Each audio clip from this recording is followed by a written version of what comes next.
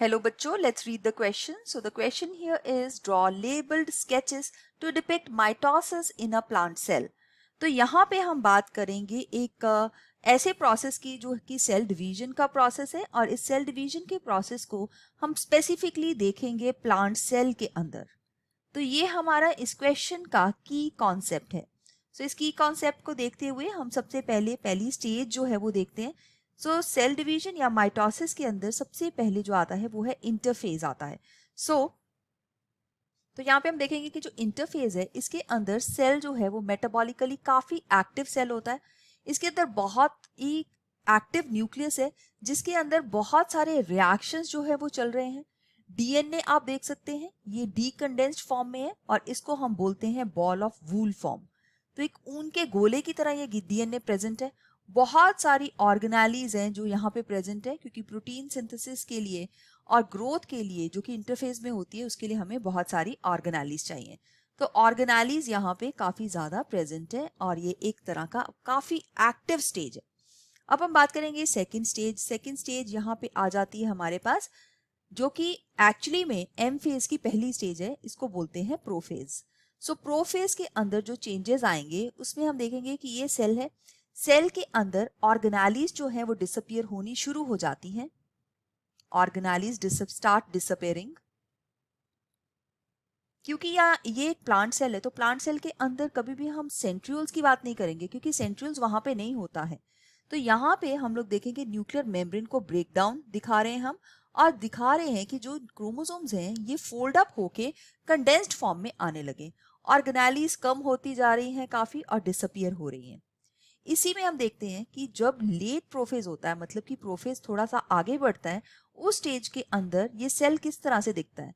ये हमारा सेल है, सेल के अंदर nuclear membrane completely break down हो चुकी है। सारे के सारे क्रोमोसोम्स, अगर हम डिप्लॉयड सेल की बात करें 46 नंबर ऑफ क्रोमोसोम्स, तो ये सारे 46 क्रोमोसोम्स जो हैं वो कंडेंस्ड फॉर्म में है। तो ये कंडेंस्ड क्रोमोसोम है, right, these are the condensed chromosomes. अब ये नेक्स्ट स्टेज में एंटर करेगा जिसको हम बोलते हैं मेटाफेज। मेटाफेज में सारे के सारे 46 chromosome centre of the cell जिसको हम इक्वेटर बोलते हैं वहां पे अरेंज हो जाएंगे। तो ये सेल का सेंटर है जबकि दोनों साइड से यहाँ पे स्पिंडल जो है वो फॉर्मेशन होती है, लेकिन इस स्पिंडल फॉर्मेशन को यहाँ पे हम एन एस्ट्रल स्पिंडल फॉर्मेशन बोलते हैं बिकॉज इसमें सेंट्रियोल्स नहीं होते।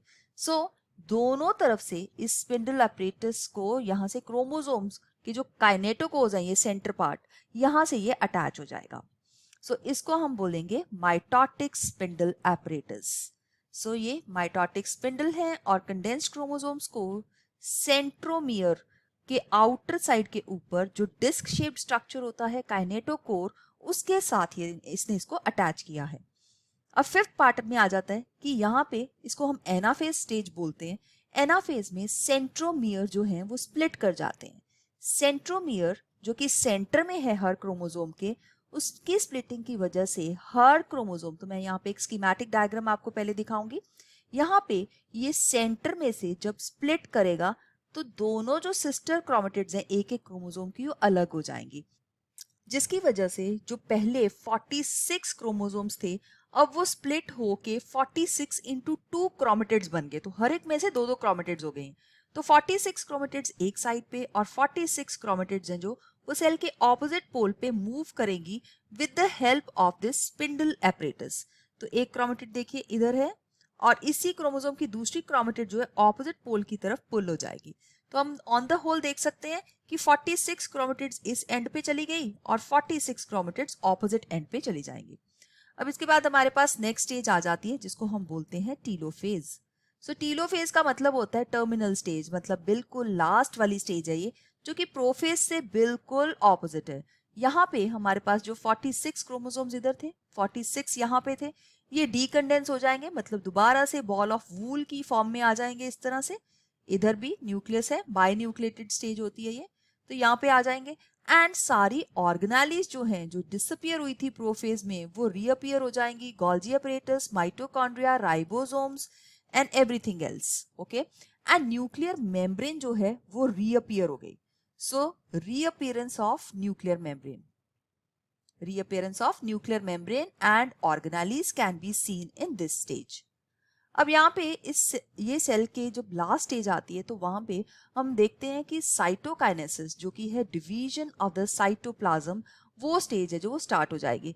अब साइटोकाइनेसिस एक बहुत ही इंपॉर्टेंट स्टेप है, क्योंकि अगर सेल ने न्यूक्लियाई डिवाइड कर लिए हैं तो उसके साइटोप्लाज्म को भी डिवाइड करना चाहिए। बट यहाँ पे हम टिपिकली प्लांट सेल की बात कर रहे हैं, तो इसमें साइटोकाइनेसिस जो होती है वो होती है सेल प्लेट मेथड से। सेल प्लेट मेथड में क्या होता है कि एक सेल के सेंटर के अंदर कैल्शियम और मैग्नीशियम पेक्टेट की एक प्लेट जो है वो बननी शुरू हो जाती है। दोनों तरफ न्यूक्लियस उसी तरह से ही है और ये एक्सटेंड करती है towards the periphery of the cell, thereby dividing these cells into two cells. तो सेंटर में पूरी प्लेट बन जाएगी और यहाँ पे दो सेल्स है जो वो सेपरेट हो गए। तो ये जो सेंटर प्लेट है ये बन जाती है सेल के बीच का सब्सटेंस, जिसको हम मिडल लमेला बोलते हैं। इस तरह से एक सेल जो है प्लांट सेल वो 46 क्रोमोसोम्स वाला, और उसमें से 2 डॉटर सेल्स बनेंगे और हर डॉटर सेल के अंदर 46 क्रोमोसोम्स होंगे। So I hope you have understood it well. Best of luck. Thank you.